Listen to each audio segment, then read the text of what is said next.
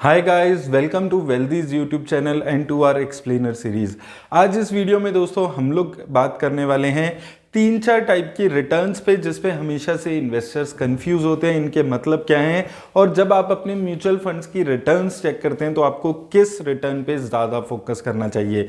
4 returns पे बात करेंगे। पॉइंट टू पॉइंट रिटर्न्स क्या होता है, रोलिंग रिटर्न्स क्या होता है, CAGR रिटर्न और XIRR क्या होता है, इन चारों में क्या डिफरेंसेस होते हैं और कैसे यहाँ पर इसकी कैलकुलेशंस की जाती है।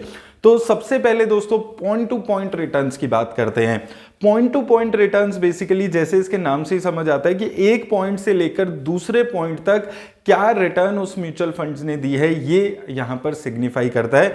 जैसे कि मान लीजिए 1 अप्रैल 2018 से लेकर अभी 3 अप्रैल 2023 तक कैसी रिटर्न्स ये म्यूचुअल फंड दे रहा है, इसको पॉइंट टू पॉइंट रिटर्न्स यहां पर बोला जाता है। इसके अलावा रोलिंग रिटर्न्स एक होती है। रोलिंग रिटर्न्स का मतलब क्या होता है? रोलिंग रिटर्न्स बेसिकली दोस्तों ये सिग्निफाई करता है कि आप एवरेज रिटर्न्स पिछले कुछ टाइम में कैसी वो म्यूचुअल फंड जनरेट कर रहा है। अब जो रोलिंग रिटर्न्स होती है वो 3, 5, 10 इन पीरियड, इन सालों के पीरियड के बीच की निकाली जाती है। जैसे मान लीजिए हम चेक कर रहे हैं 1 अप्रैल 2019 से लेकर 3 अप्रैल 2022 तक, यानी कि इन 3 सालों के पीरियड में कैसी रिटर्न्स म्यूचुअल फंड्स ने यहां पर दी है, तो इसको रोलिंग रिटर्न्स यहां पर बोला जाता है। आइए एक बार एक एग्जांपल से मैं आपको समझाता हूं कि रोलिंग रिटर्न्स किन रिटर्न्स को यहां पर बोला जाता है। तो अब अगर आप दोस्तों यहां पर देखेंगे, यहां पर हम यूटीआई निफ्टी 50 इंडेक्स फंड की 3 साल के पीरियड की रोलिंग रिटर्न्स यहां पर चेक कर रहे हैं। तो यहां पर आपको क्या पता चलेगा, अगर आप यहां पर देखेंगे तो यहां पर आपको पता चल रहा है कि जनवरी 2020 से जनवरी 23 का जो एक 3 सालों का ब्लॉक था, उस पीरियड में 15.14% के आसपास की रिटर्न इस फंड ने दी थी। ये 3 सालों की जो रिटर्न है ये CAGR रिटर्न है, लेकिन अलग अलग पॉइंट ऑफ टाइम पे। यहां पर आप देखेंगे तो हम देख रहे हैं कि जुलाई 2019 से जुलाई 2022 के जो ब्लॉक था, पीरियड था, उसमें इस फंड ने 13% की रिटर्न दी थी। तो रोलिंग रिटर्न्स बेसिकली एक 3 साल का ब्लॉक आप उठा सकते हैं, 5 साल का ब्लॉक उठा सकते हैं, 10 साल का ब्लॉक उठा सकते हैं। फंड की इंसेप्शन कितने टाइम की है उस पर डिपेंड करता है और उस ब्लॉक में किस पॉइंट पे कितनी रिटर्न्स किसी फंड ने जनरेट की है वो चीज दिखाती है। तो रोलिंग रिटर्न्स बेसिकली एक फंड की कंसिस्टेंसी कि वो आज तो पिछले 5 सालों में एक अच्छी रिटर्न्स दे रहा है, लेकिन क्या वो पिछले 1 साल पहले भी 5 सालों की रिटर्न्स उसकी अच्छी थी, इस टाइप से कंसिस्टेंसी चेक करने के लिए यूज किया जाता है। वहीं दोस्तों अगर हम बात करते हैं CAGR रिटर्न और XIRR की, तो ये दो टर्म्स आप सबसे ज्यादा अपने म्यूचुअल फंड इन्वेस्टमेंट पे सुनते होंगे। CAGR का मतलब होता है कंपाउंडेड एनुअल ग्रोथ रेट। इसका मतलब ये होता है कि ये आपकी कैलकुलेट करके बताती है कि आपके जो म्यूचुअल फंड्स हैं उसमें कितनी रिटर्न्स आपने पर एनम कैलकुलेट कमाई है। जैसे कि मान लीजिए आपने किसी भी म्यूचुअल फंड में इन्वेस्ट किया होता, मान लीजिए एग्जांपल के लिए यूटीआई निफ्टी 50 इंडेक्स फंड में आपने आज से 5 साल पहले इन्वेस्ट किया होता। अगर आपने 5 साल पहले 1 लाख रुपए यूटीआई निफ्टी 50 इंडेक्स फंड में लगाए होते, तो वो पैसा आज आपका 1,70,000 के ज्यादा का बन गया है। तो यहां पर अगर हम पॉइंट टू पॉइंट रिटर्न्स देखते हैं तो 70% से ज्यादा की रिटर्न आपको इस म्यूचुअल फंड ने जनरेट करके दी है। लेकिन अगर हम बात करते हैं कि एनुअली कितनी रिटर्न्स इस म्यूचुअल फंड ने आपको जनरेट करके दी है, यानी कि कंपाउंडेड एनुअल ग्रोथ रेट आपका यहां पर क्या रहा है, तो वो निकल कर आता है 12.11%। तो बेसिकली जो CAGR है वो आपको बताती है कि जब आप 1 साल से ज्यादा किसी पीरियड के लिए अपने म्यूचुअल फंड्स में इन्वेस्ट कर रहे हैं तो उसमें आपकी CAGR यानी कि एनुअल रिटर्न्स, कंपाउंडेड एनुअली जो रिटर्न्स हैं वो आपकी कितनी जनरेट हुई है। और ये एक आपको बेटर पिक्चर देता है कि पर एनम आप कितनी रिटर्न्स यहां पर जनरेट कर पा रहे हैं।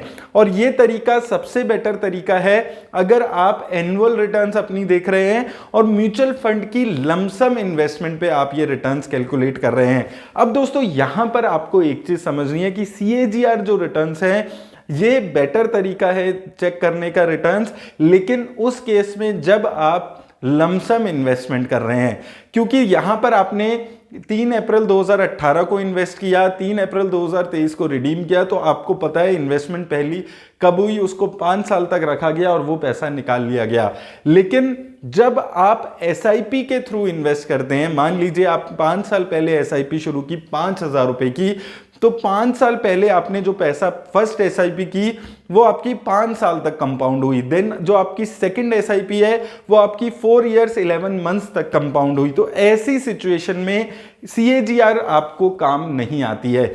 ऐसी सिचुएशन में XIRR यानी कि extended internal rate of return आपको यूजफुल होती है। अब ये होती क्या है, देखिए जब हम एक पॉइंट से इन्वेस्ट किया और दूसरे पॉइंट पे निकाल लिया, इतनी सिंपल कैलकुलेशन है, तो सीएजीआर रिटर्न से आप देख सकते हैं। लेकिन ऐसे मौके पर जब आप अलग अलग पॉइंट ऑफ टाइम पे इन्वेस्टमेंट कर रहे हैं और अलग अलग पॉइंट ऑफ टाइम पे निकाल रहे हैं या एक साथ भी वो पैसा निकाल रहे हैं, तो ऐसे केस में XIRR आपकी हेल्प करती है। बेसिकली XIRR और कुछ भी नहीं है, हर आपकी जो एसआईपी इंस्टॉलमेंट है उसकी सीएजीआर रिटर्न का एग्रीगेट है, उसका एक एवरेज कैलकुलेट किया जाता है जिसको XIRR बोला जाता है। इसमें होता क्या है कि आपने जो अपनी एसआईपी कराई, मान लीजिए आपने 5 साल तक 12 इंस्टॉलमेंट हर साल कराई, यानी आपने 60 एसआईपीज अपनी कराई। उन 60 एसआईपीज की हर इंडिविजुअल एसआईपी की कैलकुलेट की जाती है सीएजीआर, और उन सीएजीआर का एक फॉर्मूला लगाकर एवरेज निकाली जाती है, एग्रीगेट निकाला जाता है, जिसको XIRR बोलते हैं। तो अगर आप एसआईपी इन्वेस्टमेंट कर रहे हैं तो XIRR एक बेटर तरीका है आपकी रिटर्न्स को कैलकुलेट करने का। अब सेम एग्जांपल में यूटीआई निफ्टी 50 इंडेक्स फंड के ही एग्जांपल में अगर आपने 5 साल पहले एसआईपी के थ्रू इन्वेस्ट किया होता, मान लीजिए आपने 5,000 की एसआईपी शुरू की होती, तो 5 साल में आपकी 60,000 की लागत 82,000 रुपीस के आसपास हो गई है और रिटर्न आपको कितनी मिली होती, 12.11% की। तो सेम म्यूचुअल फंड में सेम पीरियड के लिए अगर आप लमसम करते हैं तो आपकी जो कैलकुलेट की जा रही है रिटर्न वो सीएजीआर कहला रही है, 12.48% की वो रिटर्न्स थी। वहीं अगर आप उसी म्यूचुअल फंड में एसआईपी 5 साल से करा रहे हैं तो आपकी रिटर्न्स चेंज हो रही है, क्योंकि आपका जो पीरियड है इन्वेस्टमेंट का वो हर इन्वेस्टमेंट के साथ बदल रहा है, तो उसको XIRR बोला जाता है। तो इसलिए जब आप लमसम कैलकुलेट कर रहे हैं तो सीएजीआर एक बेटर तरीका है कैलकुलेशन का। जब आप एसआईपी चेक कर रहे हैं तो आप XIRR को देख सकते हैं।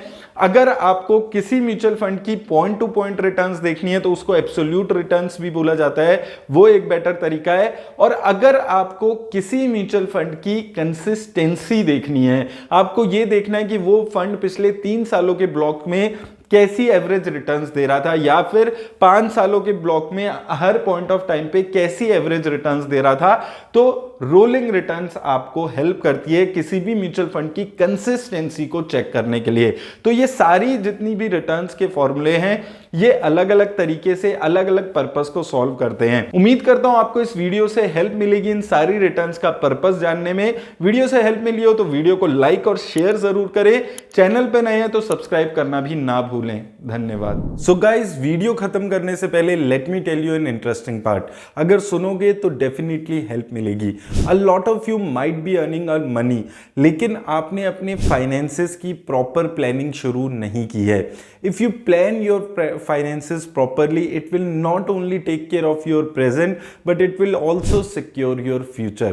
आप में से बहुत सारे ऐसे बिगिनर्स हैं जो अपनी मनी और अपनी अर्निंग्स को इन्वेस्ट तो करना चाहते हैं लेकिन कंफ्यूज हैं कि कैसे और कहां इन्वेस्ट करें। तो डोंट वरी, आज ही वेल्दी के वेल्थ पार्टनर से बात करें। एक वेल्थ पार्टनर ना ही सिर्फ आपको आपके फाइनेंशियल गोल के अकॉर्डिंग बेस्ट इन्वेस्टमेंट स्ट्रेटेजी बनाकर देंगे, बट साथ ही साथ आपके रिस्क फैक्टर्स को कंसीडर करके बेस्ट इन्वेस्टमेंट पोर्टफोलियो बनाकर देंगे और साथ ही साथ उसे मैनेज भी करेंगे। तो टेंशन किस बात की, इजी है ना। सो वेट मत कीजिए, आज ही अपनी कॉल शेड्यूल कीजिए and start your investment journey with wealthy.